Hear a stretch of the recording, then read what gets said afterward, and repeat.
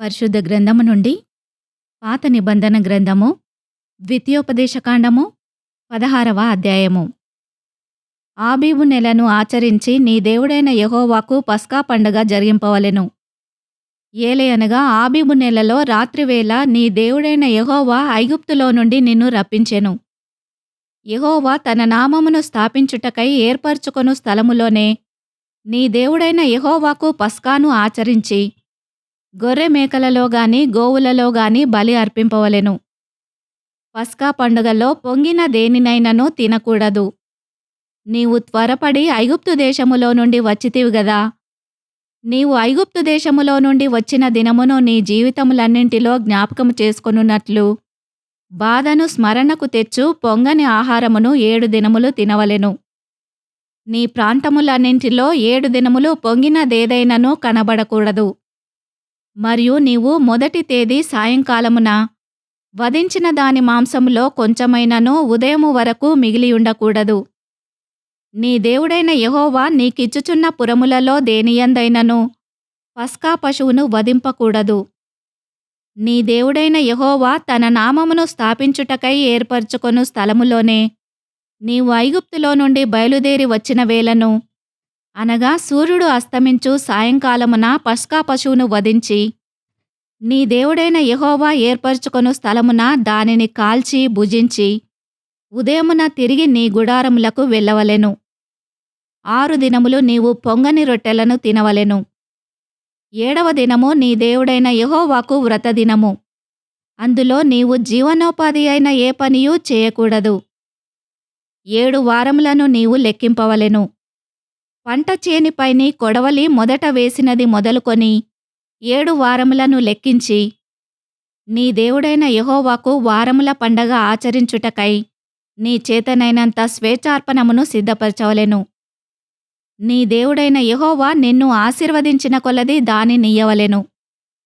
అప్పుడు నీవును నీ కుమారుడును నీ కుమార్తెయును నీ దాసుడును నీ దాసియును నీ గ్రామములలోనున్న లేవీయులును నీ మధ్యనున్న పరదేశులును తల్లిదండ్రులు లేనివారును విధవరాండ్రును నీ దేవుడైన యెహోవా తన నామమును స్థాపించుటకై ఏర్పరచుకొను స్థలమున నీ దేవుడైన యెహోవా సన్నిధిని సంతోషింపవలెను.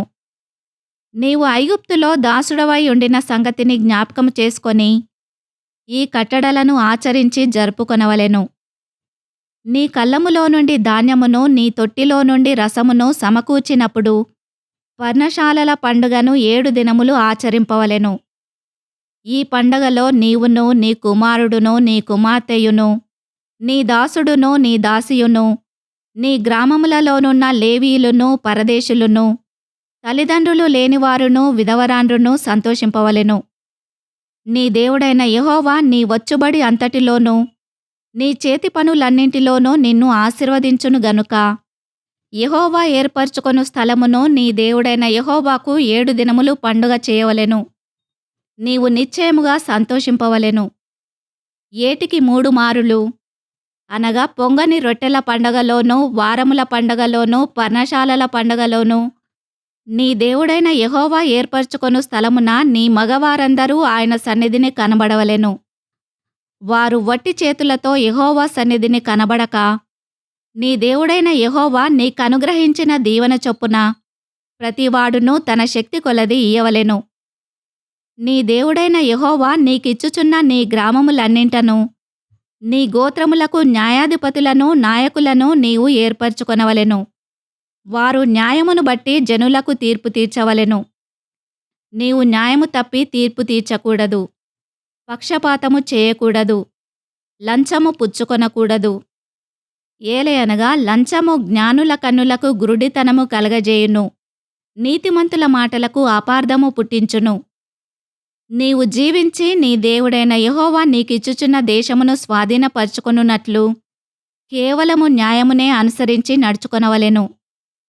నీ దేవుడైన యెహోవాకు నీవు కట్టు బలిపీఠము సమీపమున ఏ విధమైన వృక్షమును నాటకూడదు. దేవతాస్తంభమును ఏర్పరచకూడదు. నీ దేవుడైన యెహోవా విగ్రహమును ద్వేషించువాడు గనుక నీవు ఏ స్తంభమునైనను నిలువబెట్టకూడదు. ఈ వాక్యమును విన్న మిమ్ములందరినీ దేవుడు దీవించునుగాక. ఆమెన్.